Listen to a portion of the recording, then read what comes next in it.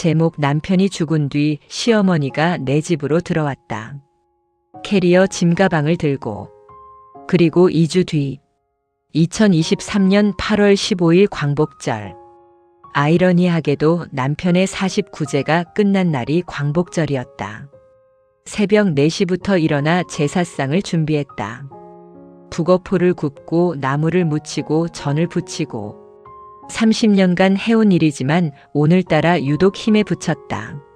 아니, 어쩌면 진짜로 마지막이라는 생각 때문이었을지도 모른다. 이영아, 동태전은 왜 이렇게 짜니? 새벽부터 일어나 준비한 제사상을 보고 나온 첫 마디가 시어머니 잔소리였다.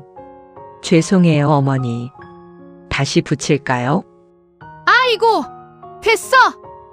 우리 아들이 불쌍해서 살아생전 짠 걸 그렇게 싫어했는데. 시어머니는 한숨을 쉬며 제사상 앞에 앉았다. 나이 차이 많이 나는 남편의 막내 동생, 시누이 수진도 마찬가지였다. 옳게. 나물 양념도 간이 좀 세. 애들한테도 안 좋아요. 아가씨 애들은 제사상 앞에서도 뛰어노느라 정신이 팔려 있었다. 야, 너희들 제사 지내는데 좀 조용히 해. 수진이 아이들에게 소리를 질렀지만 이미 집중력을 잃은 아이들은 계속 소란을 피웠다. 제사가 끝나고 음복을 하는 시간. 나는 조용히 상복을 벗었다. 검은색 한복을 개켜 옷장 깊숙이 넣으며 생각했다. 이제 정말 끝이구나. 거울 앞에 선 내 모습이 낯설었다.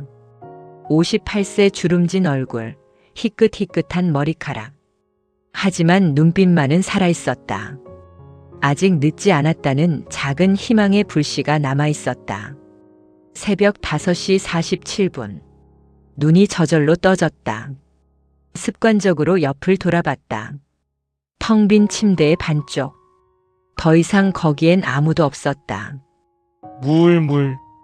물 좀 달라는 남편의 잔심부름 하루의 시작이었다. 5년 동안 매일 새벽마다 들었던 그 신음소리가 아직도 귓가에 맴돌았다. 하지만 이제는 환청일 뿐이다. 나는 천천히 몸을 일으켰다. 허리가 뻐근했다. 5년간 병원 보호자 침대에서 자느라 망가진 허리였다. 이제는 내 침대에서 편히 잘 수 있는데도 몸은 아직 긴장을 풀지 못하고 있었다. 창문을 열었다. 새벽 공기가 폐 깊숙이 들어왔다. 차갑고 맑고 신선했다. 얼마 만에 느껴보는 평화로움인가. 병원 특유의 소독약 냄새, 약품 냄새, 죽음의 냄새가 아닌 살아있는 공기였다. 긴 한숨이 나왔다. 안도의 한숨이었다. 아침 햇살이 유난히 따뜻했다. 창문을 활짝 여니 여름 끝자락의 바람이 집 안으로 밀려 들어왔다. 커튼이 살랑살랑 춤을 췄다. 이제 커튼도 바꿔야지. 어두운 갈색 커튼은 남편이 고른 것이었다. 밝은 색은 금방 더러워져. 실용적이지 못해. 늘 그랬다. 실용성, 효율성, 경제성. 그의 선택 기준은 언제나 그것뿐이었다. 내 취향은 한 번도 물어본 적이 없었다. 하얀 레이스 커튼을 달고 싶어. 햇빛이 투과되는 얇은 것으로. 상상만으로도 가슴이 설렜다. 나는 그동안 미뤄뒀던 집 청소를 시작했다. 아니, 청소라기보다는 정리였다. 30년 결혼 생활의 흔적을 하나씩 정리하는 의식 같은 것. 폐암 3기 말입니다. 수술은 어렵고 항암 치료를 시작해야 합니다. 의사의 선고가 떨어진 날부터 우리 삶은 완전히 바뀌었었다. 옷을 하나씩 개켜 상자에 넣으며 지난 5년이 파노라마처럼 스쳐 지나갔다. 남편은 분노했었다. 그 분노의 화살은 고스란히 나에게 향했다. 왜 하필 나야? 담배도 안 피우고 술도 적당히 마시고 운동도 했는데 당신이 제대로 식단 관리해줬으면 내가 이렇게 안 됐을 거야. 공기청정기를 왜 안 샀어? 미세먼지 때문인지도 몰라. 스트레스. 다 당신 때문에 받은 스트레스야. 하루에도 수십 번씩 듣는 원망. 나는 그저 죄인처럼 고개를 숙이고 있었더랬다. 당신 때문에 잠을 한숨도 못 잤어. 코 고는 소리가 너무 시끄러워. 사실 코를 고는 건 남편이었지만 아픈 사람의 말에 반박할 수 없었다. 병원에서 실질적으로 살다시피 했다. 보호자 침대는 딱딱하고 좁았다. 매일 허리와 목이 아팠다.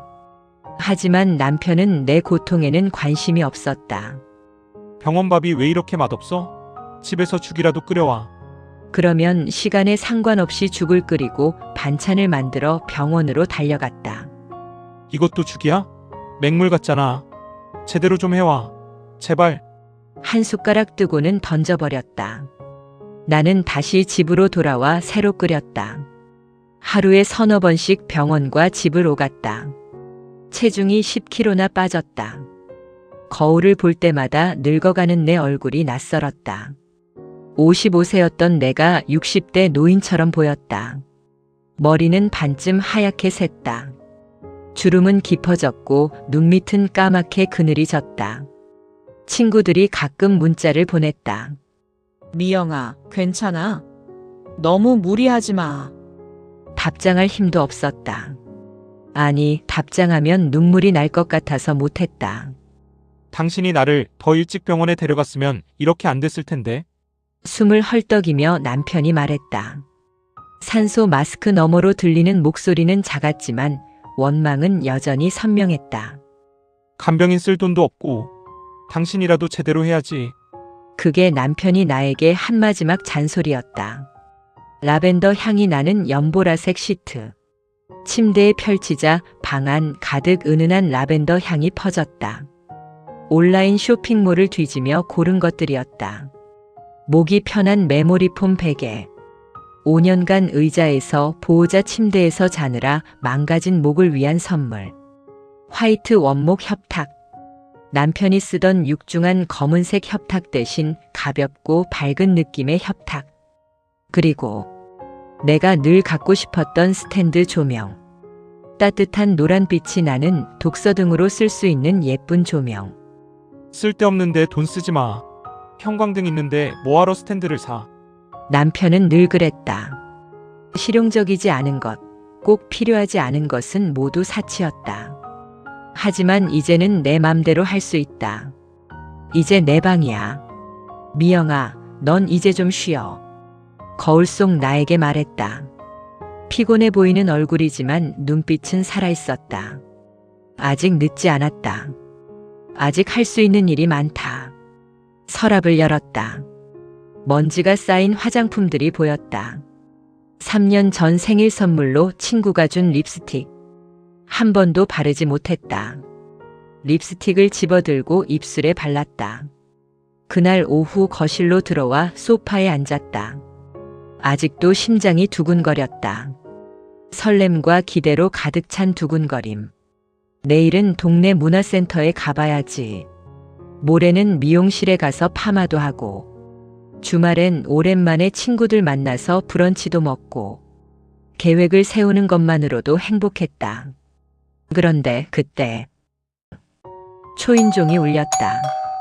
누구지? 택배는 시킨 게 없는데. 현관으로 가서 인터폰 화면을 봤다. 보라색 캐리어를 끌고 있는 늙은 여자. 시어머니였다. 순간 심장이 멈추는 것 같았다. 어머니? 인터폰 너머 들리는 시어머니 목소리. 미영아, 나야. 문 좀 열어줘. 목소리가 떨리고 있었다. 울먹이는 것 같기도 했다. 잠시 망설였다. 문을 열고 싶지 않았다. 본능이 경고하고 있었다. 열지 마. 절대 열지 마. 하지만 어머니 무슨 일이세요? 일단 들어가서 얘기하자. 밖에 서 있기가 힘들다. 한숨을 쉬며 현관문을 열었다. 문을 열자 시어머니가 서 있었다. 보라색 캐리어를 끌고 검은색 보스턴백을 메고 그리고 금방이라도 울 것처럼 하고 서 계셨다. 네, 어머니, 일단 들어오세요. 시어머니가 현관을 넘어 들어왔다. 캐리어 바퀴 소리가 현관 타일 위를 구르는 소리. 그 소리를 듣는 순간 나는 뭔가 불길한 예감을 직감했다. 어머니, 무슨 일이세요? 들어오세요. 시어머니는 말없이 들어와 거실 소파에 주저앉았다. 한참을 울다가 겨우 입을 열었다. 미영아, 나 갈 곳이 없구나.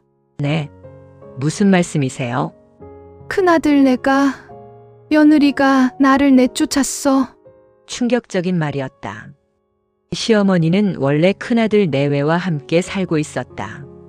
남편이 둘째였던 우리는 명절이나 제사 때만 시어머니를 뵙고 우리는 경제적으로 매달 우리 몫을 했었다. 우리 아들 장례식 다녀온 뒤로 큰며느리가 나를 대놓고 구박해. 밥도 따로 먹으래. 빨래도 따로 하래. 급기야 어제는 시어머니가 또다시 울먹였다. 양로원 팜플릿을 가져왔어. 여기가 시설이 좋다고. 한번 가보시라고. 어머니, 미영아, 나 여기서 좀 지내도 되겠니? 며느리 집이 고는 내 집 아니냐? 우리 아들이 살던 집인데. 그 순간 나는 거절할 수 없었다.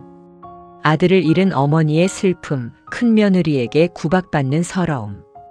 그 모든 게 너무 안타까웠다. 일단 당분간만 그렇게 하세요. 그것이 모든 악몽의 시작이었다는 걸 그때는 몰랐다. 시어머니가 들어온 첫 주는 예상외로 평화로웠다. 아니, 오히려 좋았다고 해야 할까? 미영아, 내가 아침은 준비할게. 너는 좀 쉬어. 어머니가요? 그래, 얘가 놀면 뭐하니? 몸이라도 움직여야지. 시어머니는 정말로 아침마다 된장찌개를 끓이고 계란말이를 만들었다.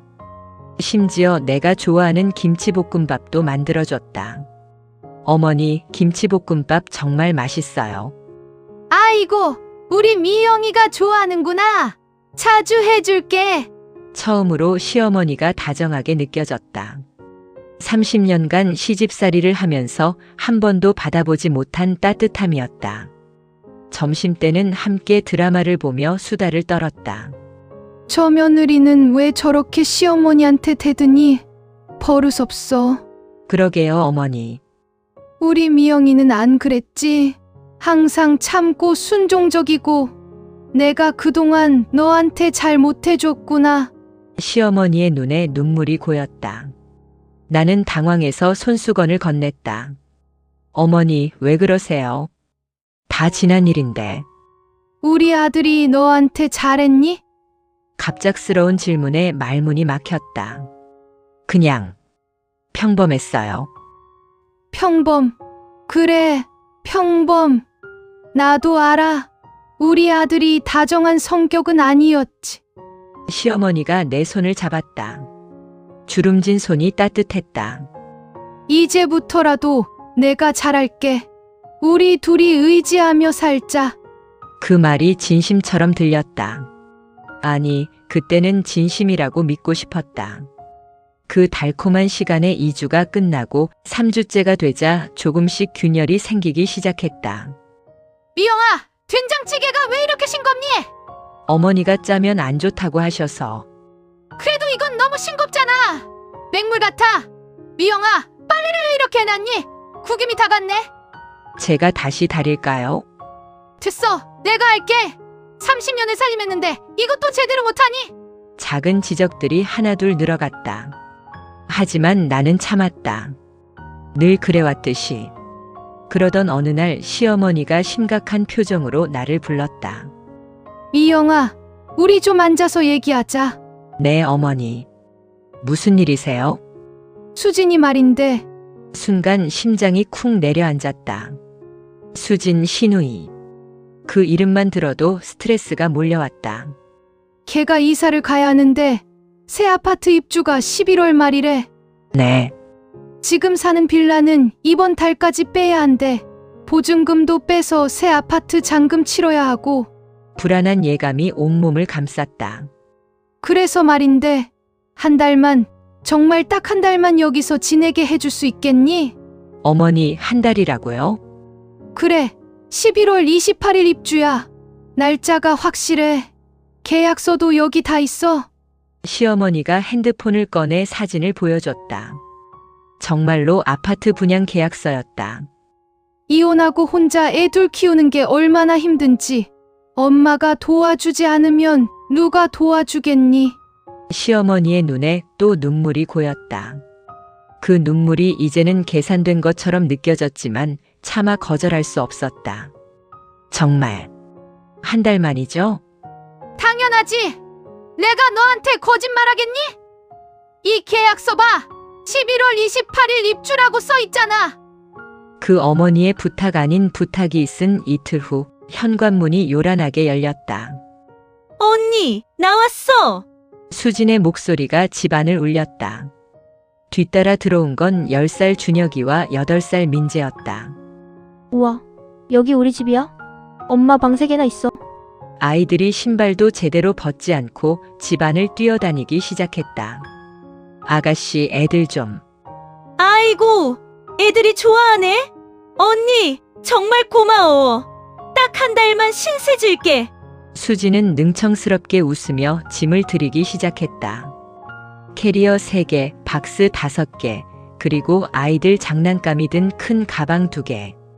짐이 왜 이렇게 많아요? 한 달만 있는다면서요. 애들 것이 많아서 학용품이랑 옷이랑 다 챙기다 보니까 어차피 곧 이사 갈 건데 그냥 다 갖고 왔어. 그날부터 집은 전쟁터가 되었다. 아침 7시 민재의 울음소리. 아, 엄마, 형이 때렸어. 야, 네가 먼저 건드렸잖아. 층간소음을 걱정하며 일어나 말리는 건 항상 내 몫이었다. 얘들아, 조용히 좀 하자.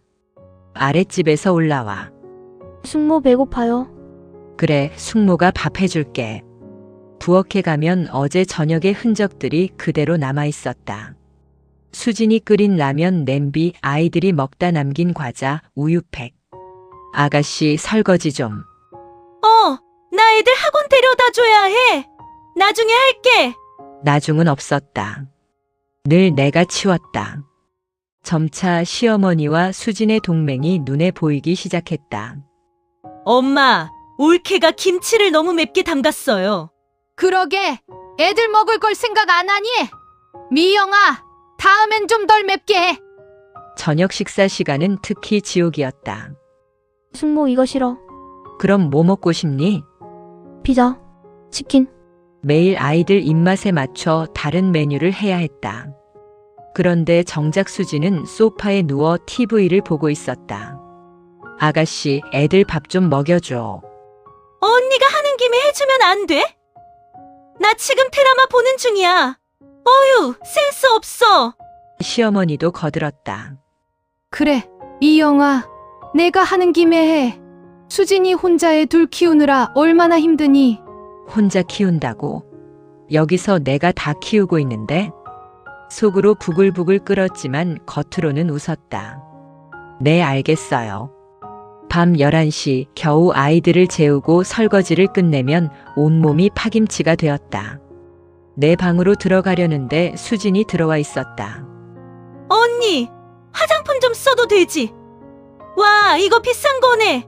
내 화장대를 뒤지고 있었다. 아가씨, 그건 내가 아끼는 건데. 에이, 우리가 남이야? 가족끼리 뭘 그래? 가족. 그 단어가 비수처럼 가슴에 꽂혔다. 11월 28일. 드디어 기다리던 수진이 약속된 이사날. 아침부터 설레는 마음으로 수진에게 물었다. 오늘 이사 가는 거지? 아, 수진이 머뭇거렸다. 그게 입주가 연기됐어. 뭐? 하자 보수 때문에 2주 정도 더 걸린대. 건설사에서 갑자기 통보해서. 거짓말이라는 걸 직감했다. 하지만 증거가 없었다. 2주면 12월 중순. 응, 미안해 언니. 정말 2주만 더. 시어머니도 거들었다. 공사가 늦어지는 건 흔한 일이야. 2주만 더 참자. 2주가 지났다. 아가씨, 이제 이사 가는 거죠? 언니, 실은 또 연기였다. 인테리어 업체에서 실수를 해서 벽지를 다시 해야 한대. 아가씨, 도대체 언제까지예요? 정말 이번이 마지막이야. 크리스마스 전에는 꼭. 크리스마스가 지났다. 새해가 왔다. 변명은 계속 바뀌었다. 이사 비용이 예상보다 많이 들어서 애들 전학 문제가 복잡해서 새 아파트 청소를 제대로 해야 해서 그렇게 답답한 채로 석 달을 더 지내고 나는 화장실에 가려고 복도를 지나가다가 수진의 통화 소리를 들었다.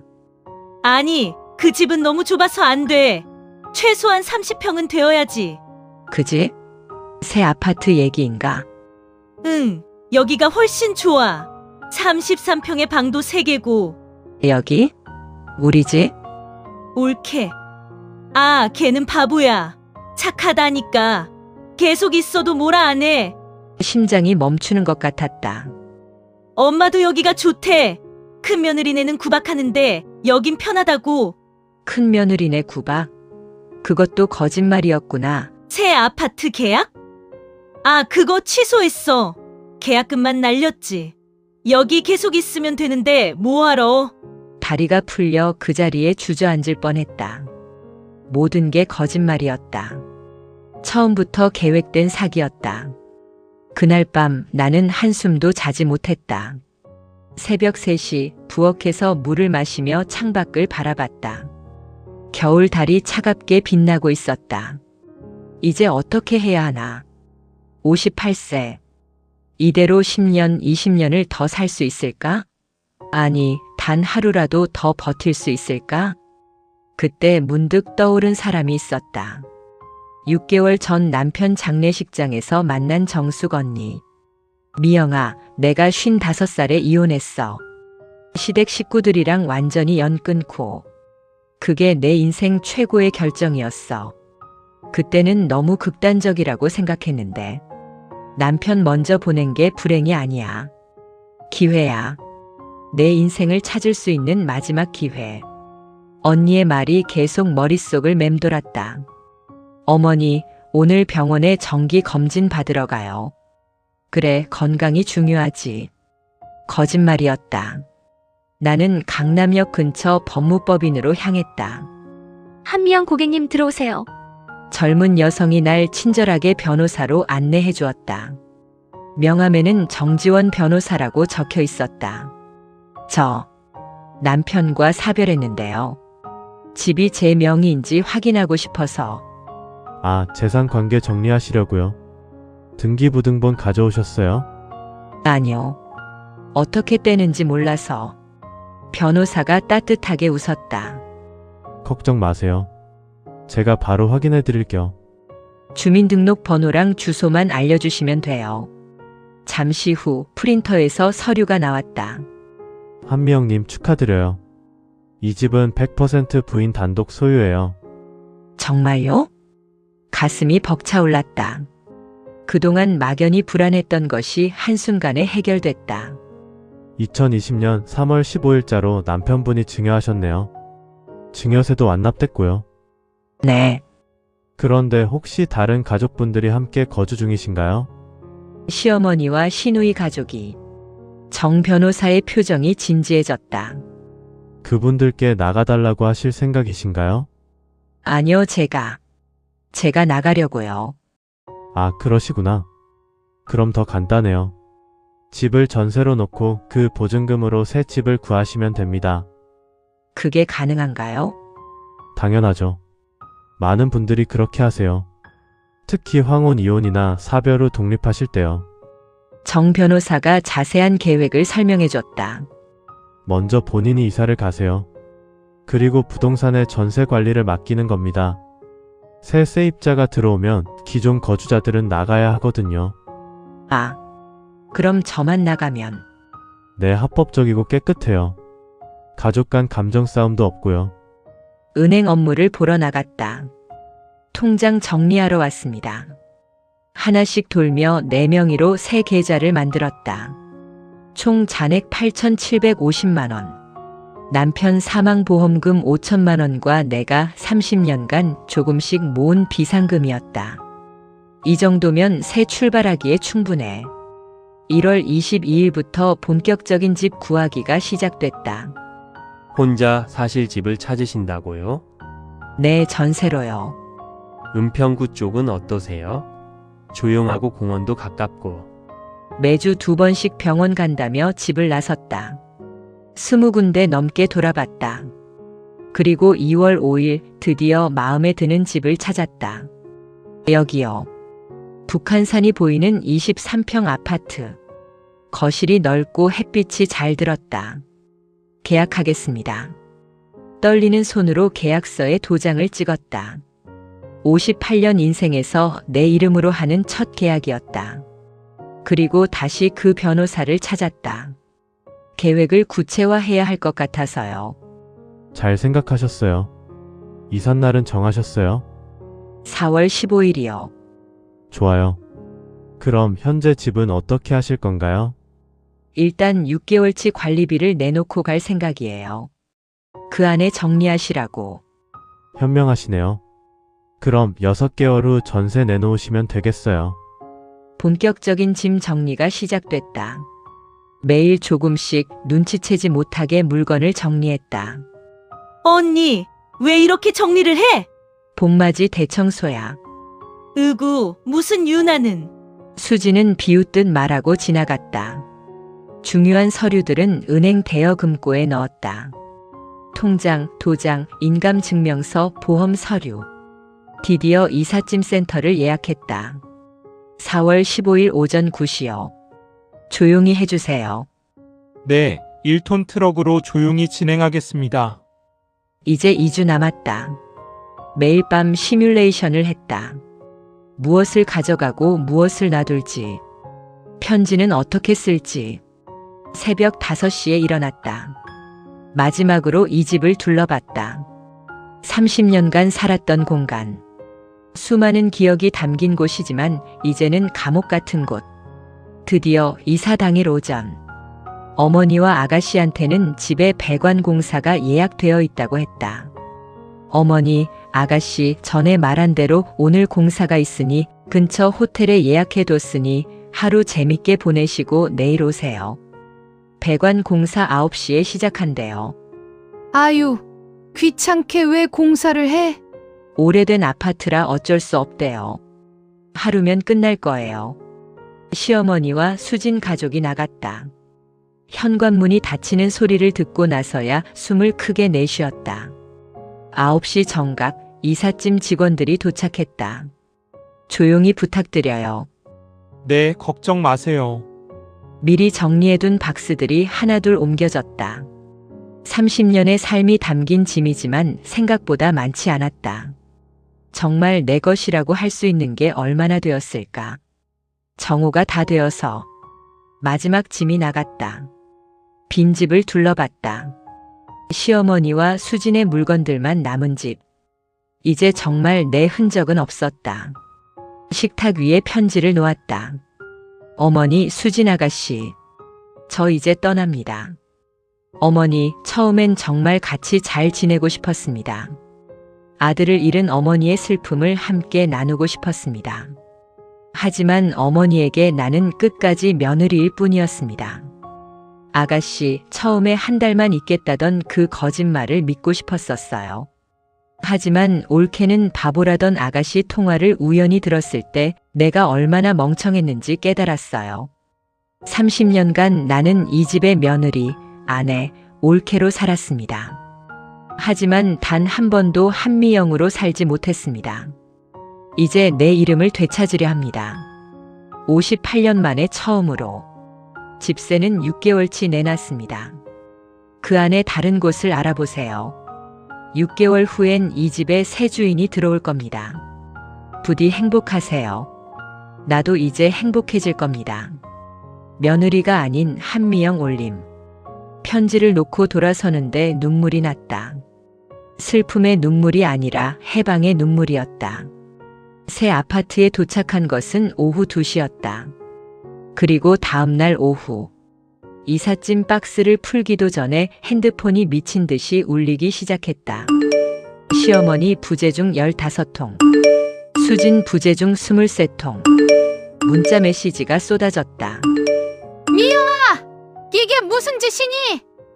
당장 돌아와! 우리가 뭘 잘못했다고 이래! 너 정말 미쳤구나. 언니, 제정신이야? 애들이 언니 찾는다고. 6개월이면 우리가 어디로 가? 이게 가족한테 할 짓이야? 가족. 또 그 단어다. 전화를 꺼버렸다. 창밖을 봤다. 북한산이 한눈에 들어왔다. 봄 햇살이 따뜻했다. 처음으로 내 공간에서 내 의자에 앉아 내가 끓인 커피를 마셨다. 한미영 잘했어. 스스로에게 말했다. 일주일이 지났다. 매일 새벽 그 시간 습관적으로 눈이 떠졌지만 이제 다시 잘 수 있었다. 서두를 필요가 없었다. 8시쯤 일어나 여유롭게 아침을 먹었다. 토스트와 커피. 누구 눈치 볼 필요 없는 간단한 아침. 오늘은 뭘 할까? 혼잣말이 즐거웠다. 도서관에 등록했다. 30년 만에 책을 읽기 시작했다. 요가 학원도 다니기 시작했다. 처음이세요? 네, 58년 만에 처음이에요. 와, 용기 있으시네요. 젊은 강사의 말에 웃음이 났다. 그래, 나도 용기 있는 사람이구나. 한 달이 지나자 몸이 가벼워졌다. 매일 10,000보씩 걷고 요가를 하니 10년은 젊어진 기분이었다. 6월 15일. 탈출한 지 정확히 2달. 카페에서 책을 읽고 있는데 전화가 왔다. 모르는 번호였다. 여보세요? 숙모? 나 준혁이. 신우이의 큰아들이었다. 준혁아, 무슨 일이니? 숙모. 우리 이사 가야 한대요. 그리고 할머니랑 엄마랑 매일 싸워. 숙모 보고 싶어요. 숙모가 해주는 밥 먹고 싶어요. 가슴이 아팠다. 아이들에겐 죄가 없는데. 준혁아, 숙모도 보고 싶어. 하지만 알아요. 엄마가 숙모한테 나쁘게 했다고 할머니가 그랬어요. 준혁아, 10살 아이의 말에 울컥했다. 그래, 준혁이도 행복해야 해. 전화를 끊고 한참을 울었다. 진짜 가족은 혈연이 아니라 서로를 한 인간으로 존중하는 관계가 아닐까. 그리고 얼마 뒤 부동산에서 연락이 왔다. 한 여사님 그 집 비었어요. 벌써요? 네, 저번 달 말에 나가셨대요. 집세도 3개월치 남겨놓고 가셨고요. 의외였다. 6개월을 채울 줄 알았는데. 집 상태는 어때요? 깨끗해요. 오히려 전보다 나은 것 같은데요. 화장실도 새로 수리하고 가셨어요. 전세 놓으실 거죠? 아니요. 네? 팔아주세요. 정말요? 시세가 좋은데. 네, 깨끗이 정리하고 싶어요. 그 집과 완전히 연을 끊고 싶었다. 30년의 기억도 함께. 집이 팔렸다. 이제 정말 끝이구나. 마지막으로 시어머니에게 문자를 보냈다. 어머니, 집 판 돈의 일부를 보내드립니다. 3천만 원입니다. 남편이 어머니께 드리고 싶어 했을 효도비라고 생각해 주세요. 이제 정말 각자의 길을 가요. 건강하세요. 답장은 오지 않았다. 그것으로 충분했다. 한 해의 마지막 날. 거실 창가에 앉아 일기를 썼다. 58세에 독립했다. 30년의 결혼 생활을 정리했다. 시댁과의 인연을 끊었다. 잃은 것. 집이라는 공간. 가족이라는 이름. 며느리라는 정체성. 얻은 것. 자유. 나만의 공간. 한미영이라는 이름. 새로운 친구들. 배움의 즐거움. 걷기의 즐거움. 혼자만의 평화. 59세가 되는 2025년. 수채화도 그릴 것이다. 제주도 올레길도 걸을 것이다. 혼자서 한미영으로서. 남은 인생이 20년인지 30년인지 모른다. 하지만 확실한 건 그 모든 시간이 온전히 내 것이라는 사실이다. 이보다 큰 축복이 있을까? 일기장을 덮고 창밖을 봤다. 멀리서 새해 카운트다운 소리가 들려왔다. 19, 8. 나도 따라 세웠다. 이제 새로운 한 해 2025년. 59세. 진짜 내 인생의 시작이다. 핸드폰이 울렸다. 요가 학원에서 만난 친구 영희였다. 미영아, 새해 복 많이 받아. 창밖에 불꽃놀이가 터졌다. 화려한 불꽃이 밤하늘을 수놓았다. 마치 내 인생의 새로운 시작을 축하하는 것 같았다. 이 이야기는 소설이지만 대한민국 수많은 며느리들의 현실이기도 합니다.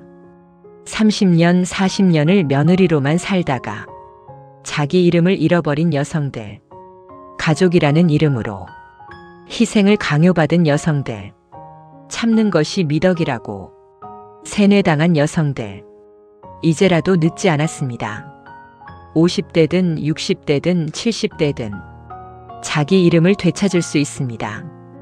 자기 삶을 살 수 있습니다. 이 이야기가 누군가에게 작은 용기가 되기를 바랍니다. 감사합니다.